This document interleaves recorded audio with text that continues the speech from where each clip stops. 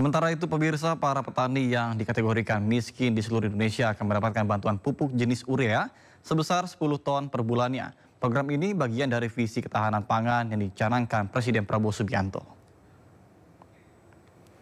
Gerakan Solidaritas Nasional bersama dengan salah satu produsen pupuk jenis urea akan mendistribusikan puluhan ton pupuk gratis setiap bulan kepada petani di seluruh Indonesia. Selain membantu petani Indonesia, kerjasama ini guna mendukung program Presiden Prabowo di bidang pertanian dan pengentasan kemiskinan.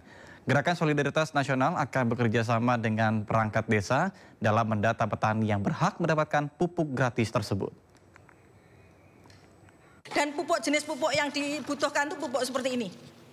Nah, ini ada gratis. Gratis sebulan 70 juta coba. Ini kalau nggak ada batasnya kan kami GSN bisa membantu setiap desa setiap bulan 70 juta.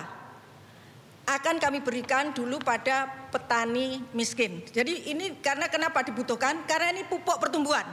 Jadi untuk tanaman bisa tumbuh itu butuh nitrea. Terima kasih Anda masih bersama kami di Sindo Siang bersama saya Nata Arman. Pemirsa, Presiden Prabowo mengumumkan kenaikan gaji guru mulai tahun 2025 pada perayaan Puncak Hari Guru tahun 2024. Prabowo pun sempat terisak saat mengucapkan terima kasih kepada para guru.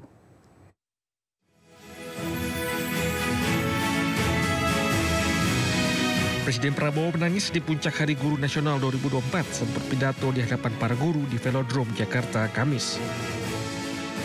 Prabowo tiba-tiba berhenti berbicara dan menangis lalu mengambil tisu. Para guru yang hadir seketika bergemuruh saat Prabowo terisak. Kami sadar apa yang kita berikan pengumuman hari ini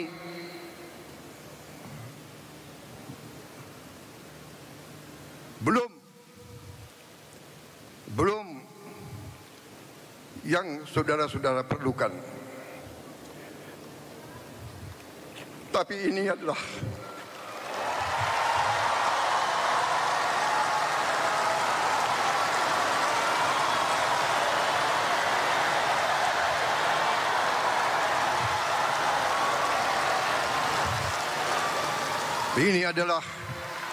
upaya kami dan ini akan kami upayakan terus.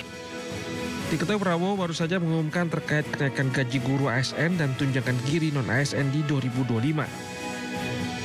Prabowo menyatakan telah meningkatkan anggaran kesejahteraan guru hingga 16,7 triliun rupiah di tahun 2025 hingga total anggaran guru mencapai 81,6 triliun rupiah. Dari Jakarta, Abdul Aziz Yudi Permana, iNews melaporkan. Informasi lainnya pemirsa, Ketua Dewan Ekonomi Nasional Luhut Binsar Panjaitan menegaskan kemungkinan adanya penundaan kenaikan tarif pajak pertambahan nilai PPN menjadi 12% pada tahun depan. Luhut juga mengungkapkan bahwa pemerintah ingin menyiapkan bantalan berupa subsidi terlebih dahulu sebelum menaikkan PPK menjadi 12%.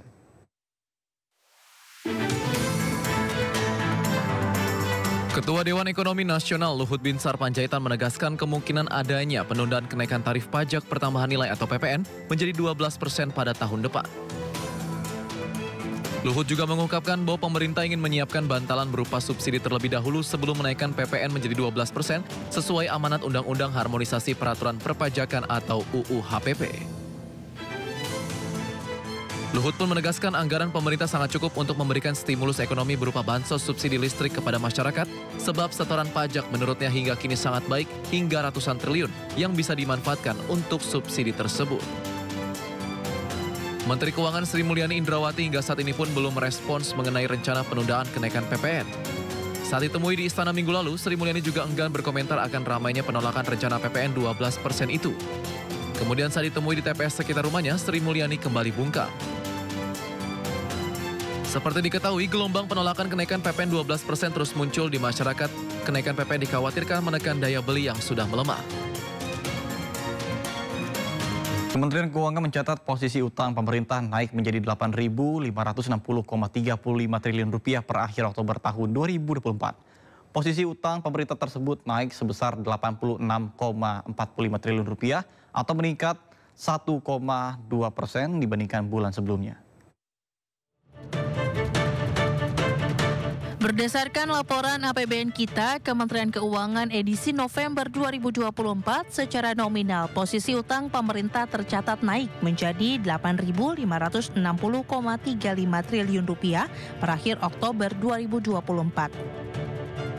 Di mana posisi utang pemerintah tersebut naik sebesar Rp86,45 triliun atau meningkat 1,02% dibandingkan posisi utang pada akhir September 2024 yang sebesar Rp8.473,90 triliun.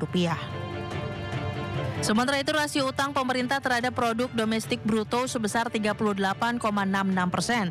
Angka ini juga meningkat dari rasio utang terhadap PDB bulan sebelumnya yang sebesar 38,55%. Kementerian Keuangan menyatakan rasio utang yang tercatat per akhir Oktober 2024 ini masih di bawah batas aman 60% PDB. Dalam catatan secara rinci, utang pemerintah tersebut terdapat kontribusi 11,79% dari utang pinjaman pemerintah, di mana hingga akhir Oktober 2024 yang sebesar Rp1.009,66 triliun. Pinjaman ini dirincikan dalam dua kategori, yakni pinjaman dalam negeri sebanyak Rp42,25 triliun dan pinjaman luar negeri sebesar Rp967,41 triliun.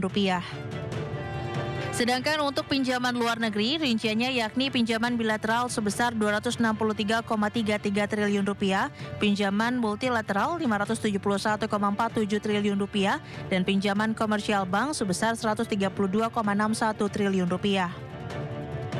Pemerintah sendiri mengutamakan pengadaan utang dengan jangka waktu menengah panjang dan melakukan pengelolaan portofolio utang secara aktif. Kementerian Keuangan menegaskan pemerintah mengelola utang secara cermat dan terukur untuk mencapai portofolio utang yang optimal dan mendukung pengembangan pasar keuangan domestik.